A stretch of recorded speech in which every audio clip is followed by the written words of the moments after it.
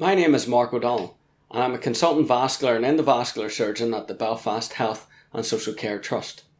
I am also a visiting professor at the Sports and Exercise Sciences Research Institute at Ulster University.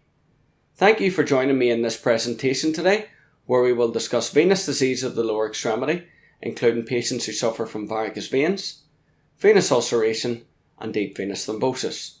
We will also discuss lymphedema. Thank you, and I hope you enjoy this presentation. Current management strategies for lower limb venous disease and lymphedema.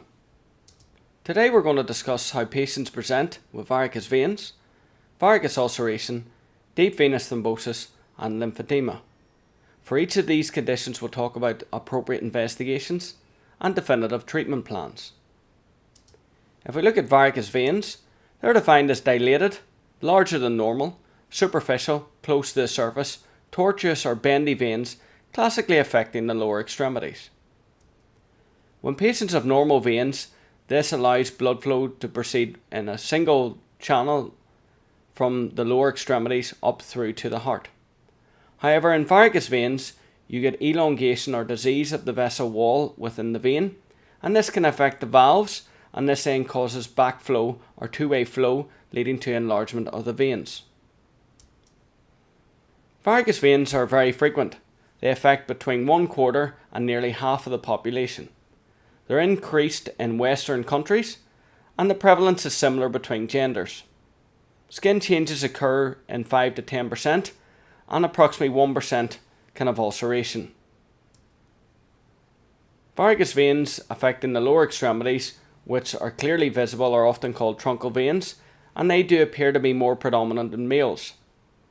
However, if you look at mild varices, which can cause reticular or thread veins, 80% of 18 to 64-year-olds will have some evidence of this.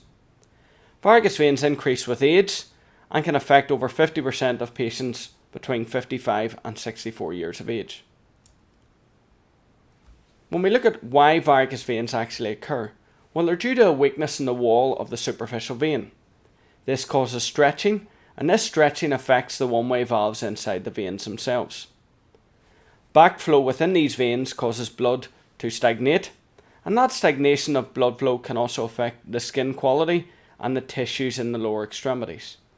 Patients who have occupations that involve prolonged standing or weight bearing increase the pressure in their leg veins. And we all know that veins can get worse during pregnancy, and most patients will have a family history. Varicose veins are mainly primary in origin, which means they can occur in the absence of any underlying disease process.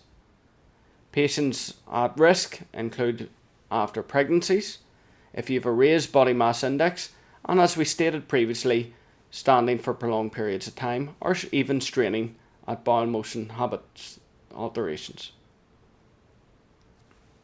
Although there's a family history, there is no specific genetic link that we have identified at this stage. Secondary varicose veins can occur as a consequence of different conditions. They can occur as a congenital abnormality present since birth, or even following deep venous thrombosis, or with any intra-abdominal masses. Most patients are symptomatic, and these patients will complain of pain, swelling, heaviness, itch, burning, restlessness, and even cramps. Every patient is individual. However, the majority of patients will still consult for cosmetic reasons as well.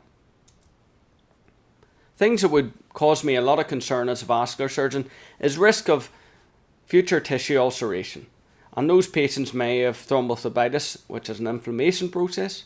They may already have changes where there's pressure within the venous system is excessive, leading to a risk of ulceration, and some patients can even have minor trauma that can cause bleeding of the varicose veins. When a patient presents to the clinic, we often inspect the varicose veins and make a mental map of the actual distribution, and this can be in the inside of the leg, the medial aspect, or the outside, which is the lateral aspect. Often we will palpate the veins, and this can let us know if there's been any previous scar tissue. There are lots of traditional tests, including the cough impulse to look to feel for reverse flow, tap test where the clinician taps in the proximal thigh, and feels for an impulse in the distal thigh, suggesting incompetence of the valves. Trendelenburg and tourniquet tests test for delineations of where the actual valve problems are within the valve classically, and Perthes test is a clinical test for deep venous occlusive disease. We can then perform basic Doppler tests. However, modern day practice supersedes all these clinical evaluations with a venous duplex. A venous duplex provides real-time imaging of the exact problem. During a venous duplex, we can delineate the size of the vein, whether it's incompetence, and most importantly, get an anatomical configuration of that patient's veins, as that will delineate their individual treatment program. When we look at classification processes of varicose veins, we always use the SEEP process. This is a clinical, an etiological, and an anatomical and pathophysiological process. Most clinicians will steer very close to the clinical phenomenon, and that includes patients who present with small varicose veins ranging right up through to skin changes at C4 to ulceration at C5 and C6. Here we can see further information where even without major evidence of varicose veins in the lower extremity, some patients can still have symptomatology, through to more severely affected patients with active venous ulceration.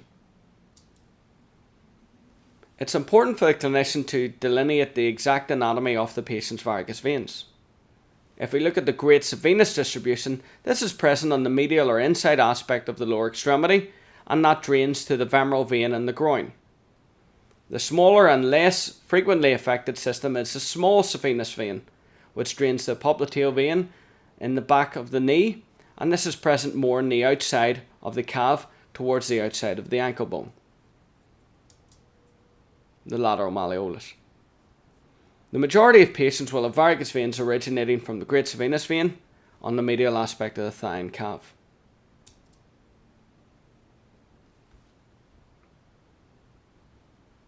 Well, why do we treat varicose veins?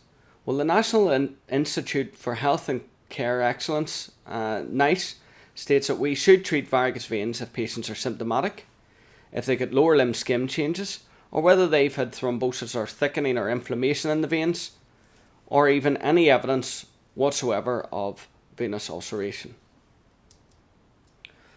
When we look at treatment options, the NICE guidelines suggest that we should consider some endovenous ablative therapy, whether this is with radiofrequency or endovenous laser treatment. Failing this, second line treatment can be ultrasound guided foam sclerotherapy, and if there's no suitable endovenous or minimally invasive option, traditional surgery can be offered. It's also stated that patients with varicose veins may also present whilst pregnant. It's that during this stage it's very difficult to investigate and treat patients as their body is changing during pregnancy. However, compression hosiery is suggested for symptomatic relief. Each unit within the United Kingdom has their own referral and treatment characteristics for varicose veins, and these vary from region to region. So what are our treatment options? Well, traditional surgery has been present for many decades, and that is still has its role in clinical practice. However, more frequently, the minimally invasive methodology, particularly with office-based day case treatment, has excelled and has forms the predominance of most vascular surgeons' venous practice. When we look at any treatment option, it's important to identify and understand the saphenofemoral junction. The saphenofemoral junction is where the great saphenous vein connects to the common femoral vein, which is the deep vein. And in this area, there are a number of anatomical branches that can cause varicose veins, but in my practice these are the veins that can often lead to recurrence at a later stage. Here we can see in this slide there are a number of defined varicosities in the great saphenous vein that can cause problems for the patient. This includes the superficial circumflex iliac, the superficial inferior epigastric, pudendal veins, and also medial and anterior lateral thigh veins. The great saphenous vein duplicates in 8% of cases, and in my practice I feel that ultrasound guidance of treatment and individualised care tries to identify patients who have these duplicates, and indeed in my practice I will try and treat both sets of great saphenous vein when present. When we look at traditional operative surgery, this normally is a day case procedure, However, it requires a general anaesthesia and is performed in the operating theatre. The surgeon will prepare and drape the lower extremity, where a small transverse incision will be performed in the groin region, followed by identification of the saphenofemoral junction. At this stage, the saphenofemoral junction is divided and ligated, and all adjacent venous tributaries are also dealt with at this stage as well. In the residual great venous vein, we pass a plastic device called a stripper, and this passes usually down to a knee level to facilitate removal of the great venous vein. We also have a number of additional adjuncts at this stage for dealing with varicosities, which patients often have, and this can involve microincision phlebectomies, where you do not even require suture closure of the wounds, and even foam sclerotherapy at this stage is also an important modality. Traditional open surgery involves the legs slightly abducted with a small groin incision. This identifies the great venous vein itself and a number of tributaries, which are all ligated, as shown in this slide. We then divide the great venous vein itself, and this facilitates passage of a plastic stripper down through the vein, which comes out at knee level and affords the ability to remove the great venous vein in continuity. Recurrence rates of traditional surgery are between 15 and 20%.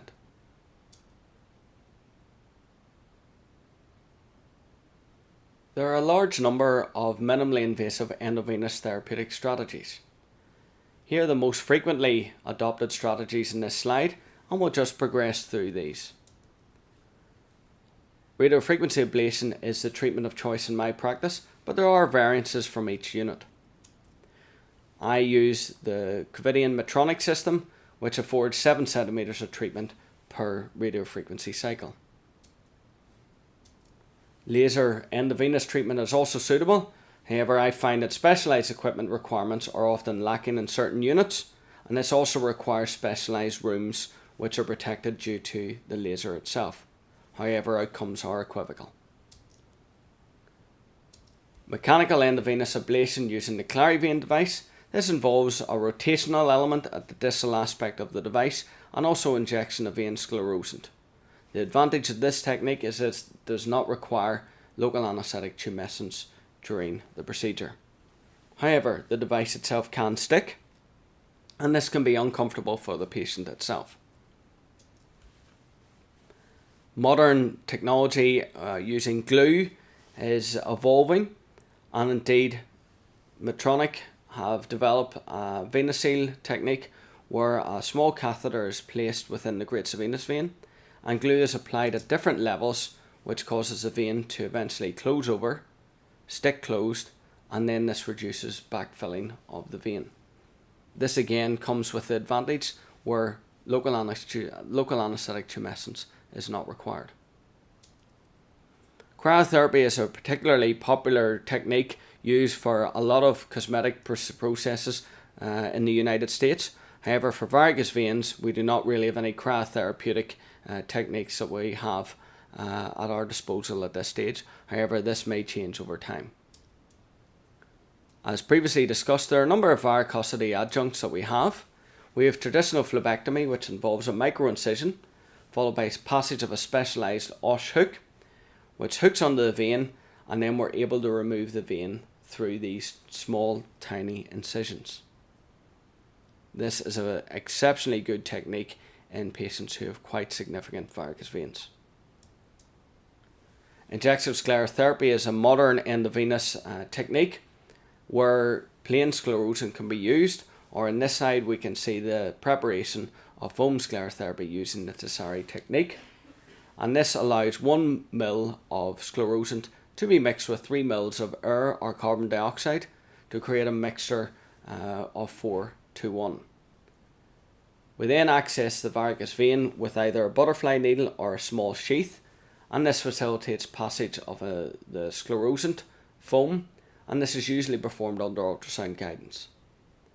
Foam sclerotherapy can be used for truncal veins and can also be used for smaller thread veins as well. There are a number of other adjuncts for reticular or smaller thread veins, and these often include laser techniques performed by dermatologists, and again these are shown to be very effective as well. The use of very dilute sclerosant itself can also be very effective for sclerosing these thread or reticular veins as well. In my practice, I use radiofrequency ablation as my endovenous technique of choice. We currently use the Medtronic closure-fast system. During my training, I wished I had a presentation to delineate exactly each of the specific steps, and in these slides I hope to provide the following information: how to perform the procedure from start through to finish. Patient consent is one of the most important things we can do. Each patient has an individualised treatment programme, but it's still important to discuss all aspects pertaining to their treatment. General complications that can affect localised area include pain and discomfort, bruising, which can be sometimes quite significant, bleeding, which is normally quite minimal in venous surgery, and there's also risks of wound infection, but we limit this by providing our treatments in our operating theatre or procedural room environments. There are always risks of systemic complications. The risk to the heart and myocardial infarction is minimal, but patients can get respiratory complications due to thromboembolic events such as pulmonary emboli, and also deep venous thrombosis can occur in the lower extremities following treatment. It is therefore important to advise your patient to mobilise following the procedure to minimise both these complications. When we look at procedural specific complications, no matter how good we are, patients are often left with small scars, but these are often very small and do not cause much trouble. Skin marking or tattooing is where you have a vein very close to the surface, and during endovenous treatment, the heat ablation can cause dissemination of blood within the vein that can stain the skin. This is usually a temporary phenomenon, but can sometimes take up to a year to fully settle and can even be permanent in some cases. In my practice, when I see a vein very close to the surface, I insert additional local anaesthetic tumescence to keep the skin away from the vein during treatment. Thrombophlebitis can occur following any venous treatment, particularly sclerosants, which are designed to cause a thrombosis of the vein, and this is often treated with anti-inflammatories. Some patients can have numbness or nerve injury, particularly with bruising or irritation to the venous nerve, causing numbness around the knee area on the inside of on the medial aspect of the knee itself. Patients may not have any improvement in their symptoms, as there are no guarantees with any treatment, but most patients do state that they have some improvement following any procedure. No procedure can remove all varicose veins in the one sitting, and sometimes patients need additional adjunct procedures at a later stage. Varicose veins can also come back. If we look at open surgery as a recurrence rate between 15 and 20%, which can even be as high as 60 to 80% in some reports, but not all of these patients require intervention. And 5-year outcomes from the endovenous treatment show recurrence rates of 5% or less. Some patients may require further surgery. When a patient comes for treatment, we can normally place the patient on a normal operating table or even one of our procedural room tables that has tilt functionality. If we're treating the great venous vein, which is the vein on the medial aspect of the thigh, most patients are supine placed on their back.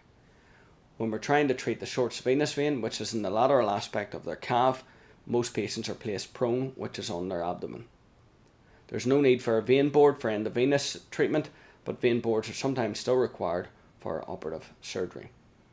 I often find it's important to shave phlebectomy sites in male patients, as this makes dressing changes a lot easier in the following days after intervention. We do the whole procedure as an office-based procedure, which essentially means the patient can present for the procedure and leave in the same session and go back and continue on their normal daily activities.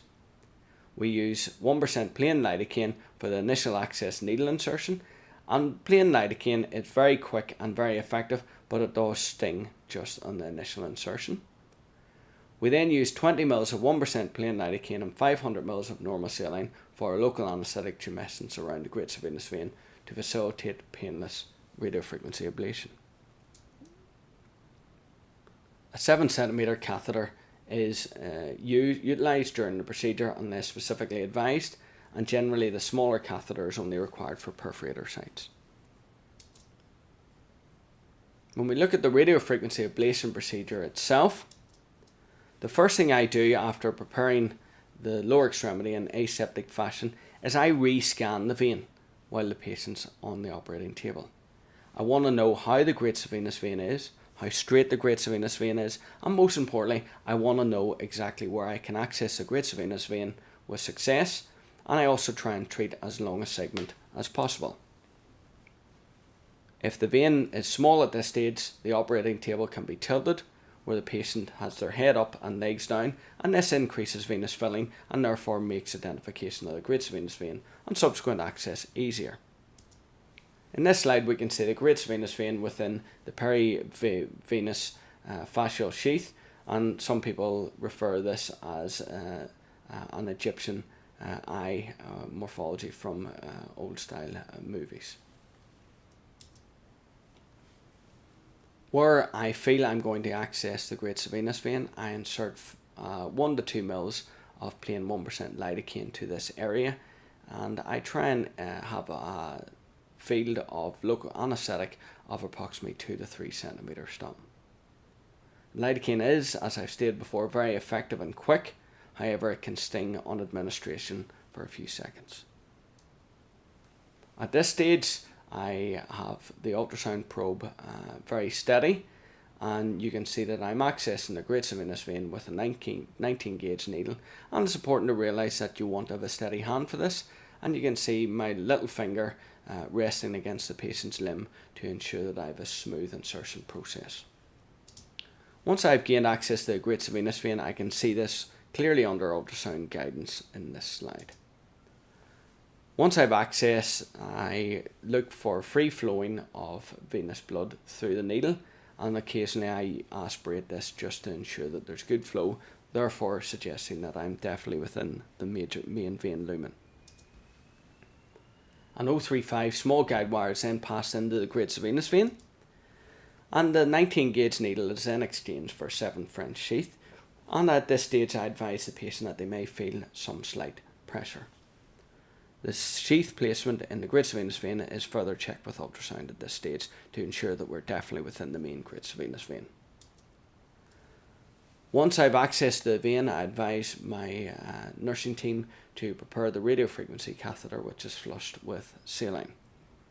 The radiofrequency catheter by the Medtronic Covidien system ClosureFast is exceptionally easy to use and is very reliable and gives excellent results in my practice. A number of safety mechanisms are adopted to ensure that we do not treat within the deep venous system. Essentially what this means is I do not want my treatment catheter to pass from the great venous vein up proximally towards the groin and then tracking into the common femoral vein. At this stage, prior to insertion of the radiofrequency catheter, there is a small measuring marker that I measure up to the groin, and this prevents me from excessive passage of the catheter. There is also sometimes frequent branching of the great venous vein in patients, and this occasionally requires manoeuvring of the radiofrequency catheter with pressure to the thigh area or even bending and straightening of the leg. Patients will have a sensation of the catheter up through their great venous vein, but it generally does not hurt. For me, this is the most important step, and I often image the groin on a number of occasions to guarantee that I'm not within the great venous vein.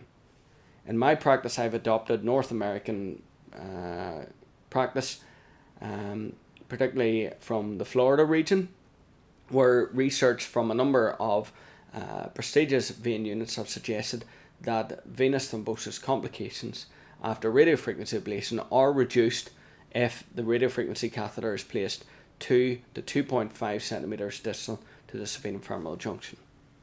I then check this with ultrasound in a transverse plane.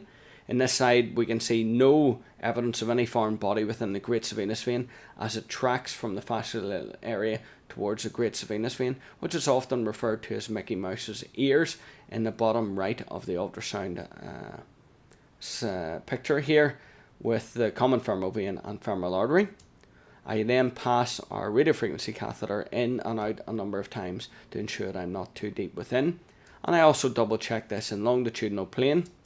And you can see longitudinal plane more closely in this slide, where I have an initial transverse plane and then I rotate the ultrasound probe 180 degrees to obtain a longitudinal image, and then I can measure distance from the saphenofemoral junction. This has been shown at 2 to 2.5 centimeters to have reduction in endovenous heat-induced thrombotic complications post-procedure. At this stage, once we're all set to proceed for radiofrequency ablation, the procedure itself cannot proceed unless the patient has appropriate analgesia. To this extent, we use a microneedle insertion under ultrasound guidance, and this infiltrates local anaesthetic, which is 20 ml 1% lidocaine and 500 ml of normal saline. This is local anaesthetic tumescence, and whenever the needle in this slide is close to the vein, we can create a donut effect where local anaesthetic infiltrates around the perivenous fascial layer. This must be completed throughout the lower extremity and often requires 4 to 5 injection points. I personally use copious amounts of local anaesthetic tumescence to ensure excellent analgesia. We then complete the radiofrequency ablation, which essentially is where we heat the vein. This heat transmission to the vein causes damage to the vein, causes the vein to scar down, and then the vein will close over or become thrombotic. Successful treatment, patients can often describe that they feel a cord-like structure in their thigh a number of days after the procedure, and this is exactly what we want from the procedure. We double treat the first 7 centimeter zone, and then we record the number of 20-second treatment cycles. In this slide, this is basically the treatment process, which can take approximately 2 minutes to perform, and each treatment zone covers 7 centimeters of the varicose vein. The closure fast machine heats the metallic end of the tip of the radiofrequency catheter to approximately 120 degrees, and this is why we require copious amounts of local anaesthetic tumescence, not only for pain relief but also to protect the surrounding tissues. Following the procedure, the patients have a small steri strip applied and a small meat pore dressing, followed by application of compressive stocking hosiery, and we currently use the Credilast compression hosiery. This is actually quite difficult to put on, so please do tell the patient not to worry if it's a real struggle putting on these stockings, as they're designed to apply a certain amount of pressure post-procedure. There are a number of adjunct procedures for varicosities which may be performed at the same time as the initial radiofrequency ablation, or some units and some practices allow the patient to settle after radiofrequency ablation and then evaluate what adjunct procedures are required at a later stage. As discussed previously, we can use vein sclerosant, which can be administered directly. It is important to have extreme care regarding the strength of the sclerosant, as sclerosant itself induces a thrombophlebitis, and this can actually result in ulceration to the skin if not applied directly within the vein. I personally try and use ultrasound guidance for all truncal and reticular veins, but often thread veins I use a very dilute concentration to minimise any complication rate. We can often use a foam manufacturer with the Tessari methodology, which essentially is a 3-way stop cock. We have 2 syringes with 1 ml of sclerosant mixed with 3 ml of air or carbon dioxide to create a 4 ml volume, and the foam is thought to have increased efficacy and transmits to other side branches of the veins. In this slide we can see that sheath access to the great venous vein and a number of segments can facilitate treatment of this. However, for smaller adjunct veins, a butterfly needle is often sufficient on its own. When injection sclerotherapy is performed with foam, it's often appropriate to bring the patient back at 2 weeks, as sometimes it causes a hematoma within the vein that warrants aspiration to minimise any discomfort and future risk of skin marking. Small thread veins may be treated by dilute sclerosant as a plain nature, or foam sclerotherapy can also be used to treat these veins as well. Microphlebectomy is another process that I have particular favouritism, as I had a practice in England and both in Northern Ireland where there are large truncal varicose veins, and often I felt that injection sclerotherapy was not sufficient for these patients. In my practice, this is performed under local anaesthetic. Similar to radiofrequency ablation, I use copious amounts of local anaesthetic tumescence to the skin itself and also in the adjacent area around the tortuous varicose vein. I then have small micro incisions followed by passage of a specialised hook to extract the vein, and then the vein itself is avulsed. Steri strips are applied and compression hosiery as before is warranted. Following the procedure, it's important to ensure that the limb is lavaged and dried. We apply steri strips and me-pour dressing and sometimes require gauze, wool and crepe and Credilast compression hosiery. All patients are discharged the same day unless there's an issue or complication. And in my personal practice, I advise the patients that they will leave my department completely free of pain as the local anaesthetic takes time to wear off. I advise the patient, if it's a morning list, to take their analgesia at lunchtime, dinner time and before they go to bed. And I advise them to extend this for between 48 to 72 hours following the procedure at every meal and before they go to bed, and not to wait until they get sore. A patient's home analgesia such as paracetamol, ibuprofen if it's safe for them to take that, or cocodamol is sufficient for this process. Patients must wear their stockings day and night for 1 week, but they are allowed to remove the stockings at 48 hours to have a shower or for personal hygiene, and at this stage often the steri strips and me-pour dressings fall off. Stockings must be immediately reapplied, and in my feeling these stockings try to limit excessive bruising following the procedure, but more importantly I feel you get a better long-term result with fastidious use of stockings post-procedure. Occasionally there may be some ooze from some of the local anaesthetic injection sites, as we often add as much as 500 mils in each lower extremity, and this is nothing to worry about. The patient's advised to sit or lie down, perhaps elevate the leg and apply pressure, which 5 minutes is normally sufficient. A lot of patients ask about air travel post-procedure, and most clinicians will advise for short haul flights it's appropriate to wait 2 weeks, but often longer for longer flights. So what are the technical problems? What if you can't access the vessel? Well, we often perform the procedure in a warm room to ensure the vein is well venodilated. We can elevate the head and reduce the level of the legs to try and improve venous filling, or you just extend to a more proximal puncture site of the great venous or short venous vein.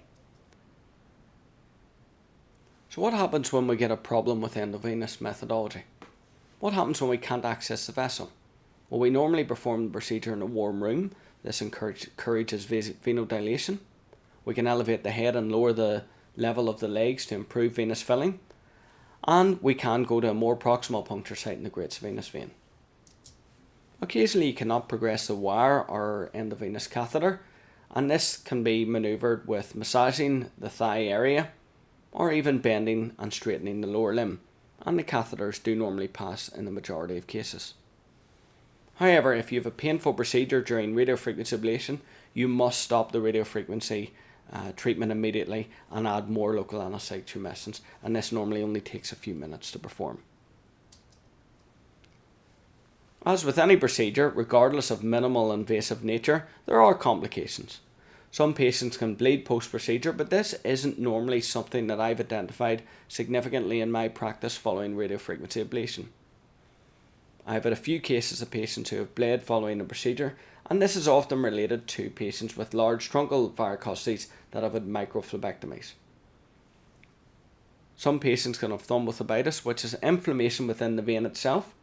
It's generally not an infective process, but more a reflection of inflammation following the procedure, and often responds to anti-inflammatories.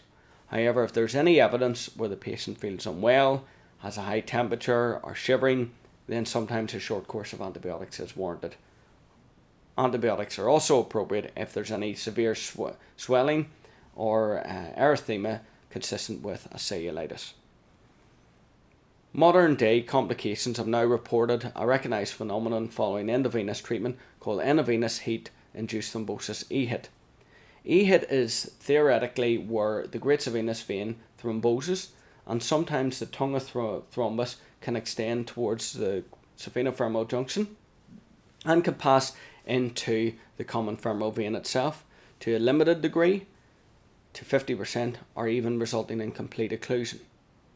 Current research suggests that this needs to be monitored, and in my practice, if I identify this, I will record what grade of EHIT is present and then rescan the patient in a week.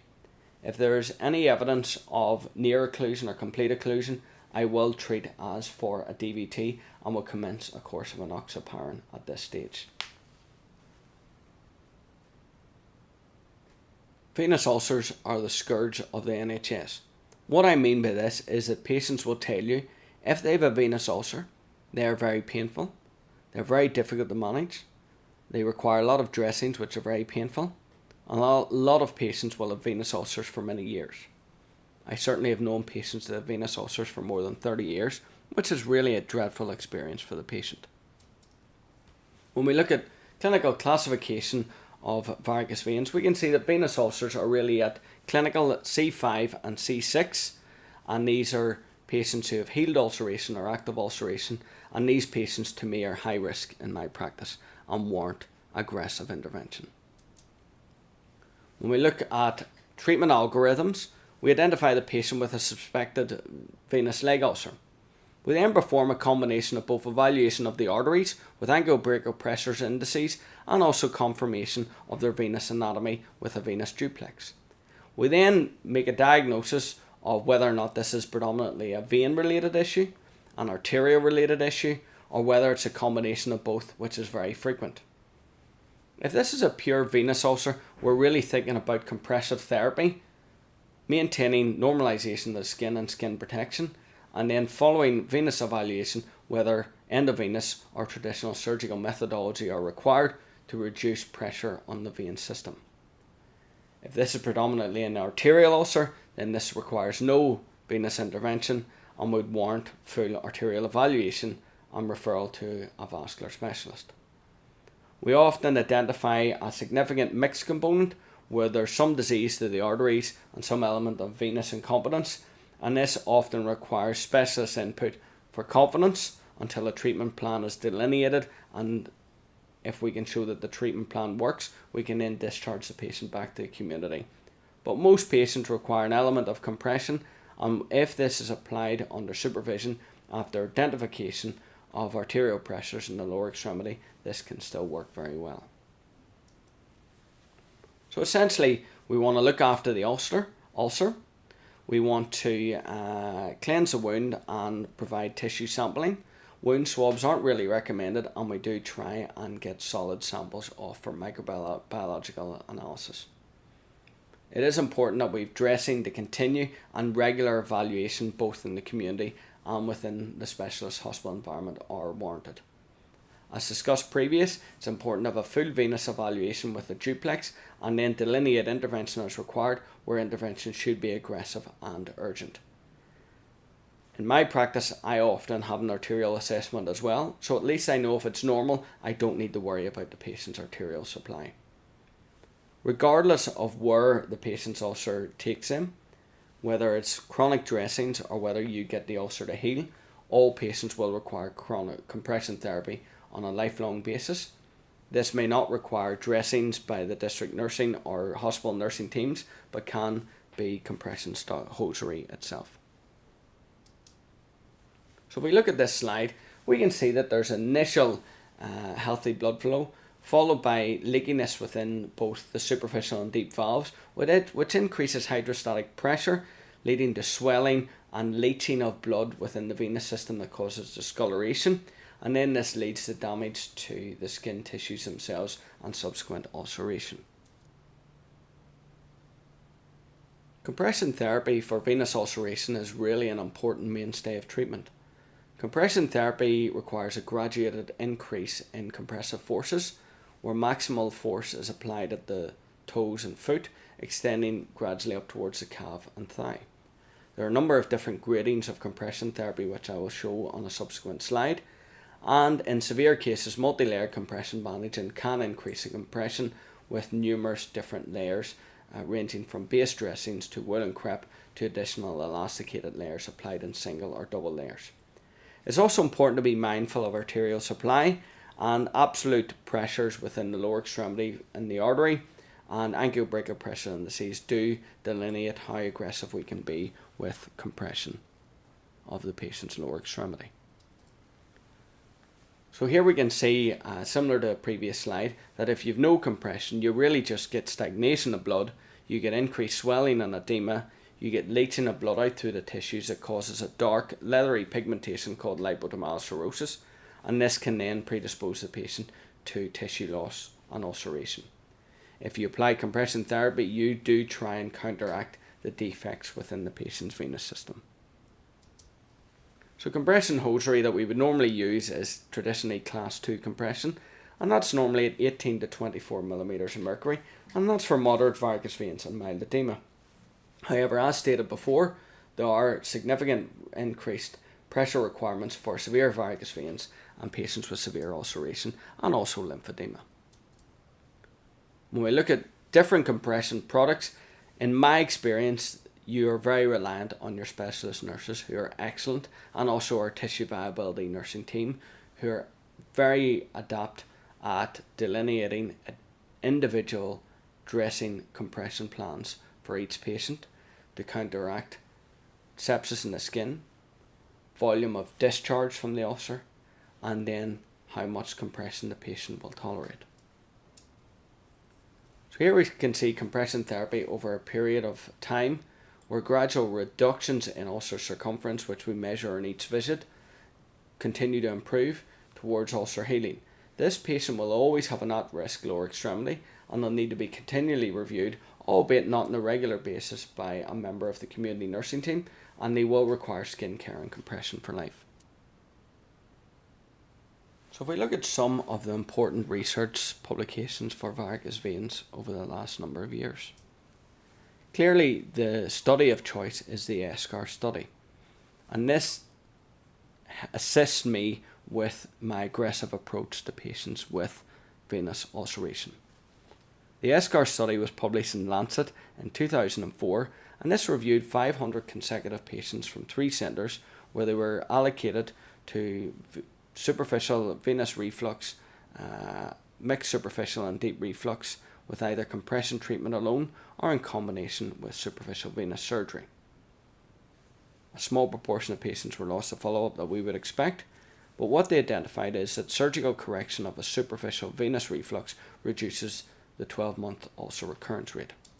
What this essentially means is that when a patient has treatment and gets ulcer healing, this elongates the time from them getting a recurrence of their ulcer.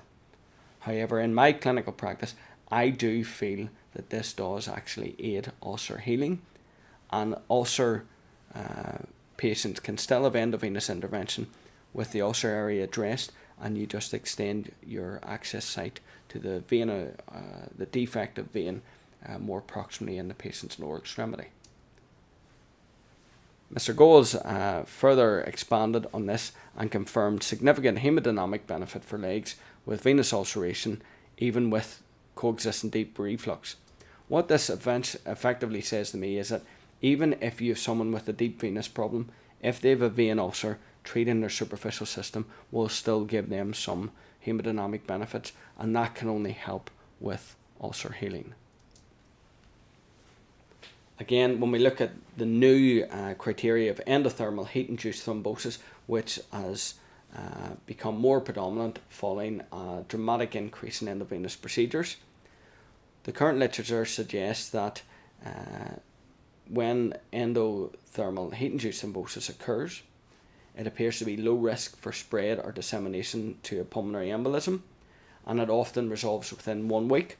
So in my practice, I basically identify a patient, I have them scanned at day 0, I scan them the following week, and if there's any progression, I will treat them with low molecular weight heparinoids, or if there's resolution, then no treatment is warranted. For me, during the consent process, I do advise patients to maintain mobility and not to lie around the house for prolonged periods, as this can only increase your risk of venous thrombotic effects after any intervention. Deep venous thrombosis is the formation of a blood clot in one of the deep veins in the body, usually the lower extremity. DVTs often originate in the vein levels in the calf, and then they often progress more proximally up in the popliteal, femoral or iliac systems. Approximately 80 and 90% of pulmonary emboli originate from the lower extremities. Deep vein thrombosis is probably more common than we can identify, and most hospital protocols have specific guidance to try and limit venous thromboembolic complications during hospital admissions for any type of condition, particularly after any intervention in a surgical ward. It's important to realise that incidence increases with age, comorbidities, and as a patient has reduction in their mobility whilst infirm. They are quite rare below the age of 18 years. When you look at etiology or why vein thrombosis occur, it really relates to Virchow's triad, which is where you've got defects causing stasis of blood, there's been a problem in the vessel wall itself, or the patient may be prone to clotting. Patients often present with calf pain or tenderness. They might have some swelling with pitting edema, and this swelling can actually be quite marked or even can be quite subtle. There may be some superficial venous dilatation, and if they have severe venous thrombotic disease, they may have some blue discoloration called cyanosis, which can lead to phlegmasia, which can actually be place the patient at risk of limb amputation. Well, really we do a lot of prothrombotic hematological workups, but current literature suggests that a lot of these tests do not identify any pathological process. It's important to have a baseline duplex ultrasound, and it's important that if you have an ultrasound that there's a mechanism either for treating, or if no treatment is required, that a duplex ultrasound is performed at a later stage. In severe cases, cross-sectional imaging with CT or MRI is warranted, and pulmonary evaluation is required in cases of cardiorespiratory symptomatology or distress. Plethysmography, which is traditional treatment looking at pressure effects from a limb that's increased in size, isn't normally performed anymore. Patients all require a venous thromboembolic risk factor evaluation, which is required as part of hospital processes on admission. I feel that elevation is absolutely paramount and is often one of the things that is omitted as the patient describes significant discomfort, but if you can elevate a limb even for 12 hours, it can reduce the swelling quite significantly and can also have a beneficial effect on their symptomatology. I personally try and mobilise anyone with a venous thrombosis as early as possible, as this gets the calf muscle pump working and limits propagation. Anticoagulation is paramount, and this can be therapeutic, low molecular weight subcutaneous heparinoids in the initial phase, particularly if the patient needs to proceed to any intervention, followed by formal oral anticoagulation with warfarin or one of our new direct agents to affect anticoagulation. In severe cases of threatened limb loss, termed phlegmasia, endovascular thrombolysis can be performed, and indeed I feel that this is something that's going to rapidly expand in the next 5 to 10 years. Surgical thrombectomy still has a role, but has been largely superseded by endovascular thrombolysis. Lymphoedema is a progressive, chronic and debilitating swelling of the limbs that can affect any part of the body, but most commonly the lower extremities. It can result in a significant increase in limb size, a reduction in mobility, and generalized impaired functionality. Lymphoedema can occur primarily, which is termed lymphedema congenita, or if it occurs without any precipitating factor below the age of 35 years, it's termed lymphedema praecox, and if it occurs over the age of 35 years, it's termed lymphedema tarda. Secondary acquired lymphedema is not as common in the Western world, but still remains a common factor in the developing countries. We often identify it with any obstructing issue higher up within the abdominal cavity, particularly prostate carcinoma or lymphoma, and it often can occur in the upper extremities following breast cancer surgery. Again, in the developing world, tuberculosis and infective filariasis can affect the lymph drainage channels and lead to lymphedema. Lymphedema is not common, but it's probably more common than what we identify because patients often attribute this to mild swelling and do not contact medical assistance until they have significant increases in volume in the lower extremity. Patients may present with early edema with soft, puffy extremities. This responds to limb elevation and compression and crosses over the foot and cannot cause too much trouble with footwear at this stage. However, as the process extends, it becomes an inflammatory scarred process where the patient's lower extremity really becomes quite firm.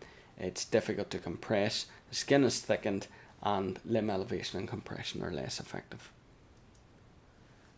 We always perform a duplex ultrasound to identify any gross abnormality, particularly in the venous anatomy or within the abdominal cavity if required.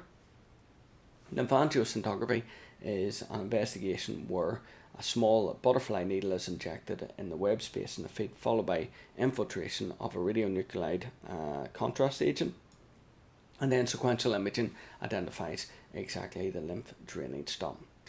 However, this is infrequently performed in modern day practice. Cross-sectional imaging is still performed, particularly if there's any venous abnormality identified in the iliophemoral segment or any concerns regarding abdominal organ or abdominal mass compression. Unfortunately, treatment options are very limited, and I personally in my practice I spend time with my lymphedema patients because it's a dreadful condition. They're often psychologically down from the process and they're really at their wits' end because attendance at a vascular specialist clinic is really their last resort. So general measures of skin care and processes to ensure no defects in the skin or ulceration and education regarding this is vital. There are lots of compression therapies that can be adopted where manual lymphatic drainage is performed, but often can be quite difficult to get access to. Elastic compression is essential, and intermittent pneumatic compression has been tested, but it's difficult again to get access to.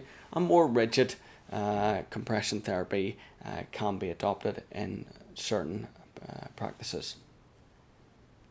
Prevention of infection is essential, and sometimes diuretics do have an effect, but again, this may be limited or short-lived. Surgical treatment is really confined to the textbooks. There are a number of surgical resection of tissue with skin grafting or even transplant of a mental tissue that have all been suggested. However, these are significant surgeries with major risk of tissue breakdown and have limited efficacy and remain high risk. In my experience, I have not seen any of these procedures since qualifying as a clinician in 1999, but I have heard of some of my senior colleagues performing such procedures. But again, results are limited. If we discuss a few clinical cases now, here's a 54-year-old male patient with symptomatic lower extremity varicose veins. On inspection, you can see that these appear to originate from the great venous vein, and venous duplex is paramount. A venous duplex, for me, I would want to know whether or not this vein is very tortuous, and that would predispose whether or not it would be suitable for intravenous treatment. Individualized treatment options for this patient may include localized radiofrequency ablation to the great venous segment, therefore reducing the inflow to the veins in the below knee segment, and then adjunct procedures, but either at the same time of his radiofrequency ablation or at a later stage, could involve micro incision phlebectomy. When we look at this 67-year-old male patient, he's clearly got extensive venous ulceration. You can see he's got red angry ulceration of differing sizes, which are quite vast. There does appear to be granulation tissue, suggesting that there is some healing potential, and he's got surrounding lipodermal cirrhosis, which you would identify with venous hypertension. I do note, however, that he's got some maceration of his tissues. Again, full review of his clinical history identifies that he's in Nicarandal, And Nicorando is essential for his cardiac system, but it's something that I always keep in mind regarding anyone with an ulcer. He's also a smoker, and smoking cessation advice would assist in ulcer healing as well. Venous duplex in this gentleman confirmed great venous vein incompetence, and to this extent he would be a candidate for aggressive early intervention with radiofrequency ablation to try and reduce backfilling pressure on his right lower extremity. He would also require continuation of ulcer management, and he will require lifelong compression. Our third case is slightly atypical in that this is a young patient. You can clearly see that they've got issues in their left lower extremity. But if you note in the left lower extremity, they've got enlargement, they've got some varicosities and blue discoloration in the skin in the below knee segment, and they've also got some port wine staining. This process is Klippel-Trenaunay syndrome, and Klippel-Trenaunay syndrome is a congenital abnormality where there's a defect in the venous system in that lower extremity. I would urge significant caution regarding any intervention in this patient, because if you treat the superficial segment without fully delineating the deep segment, you may leave this patient with no obvious venous return, and this can make symptomatology dramatically worse. Compression will be required in this patient as well as skin care.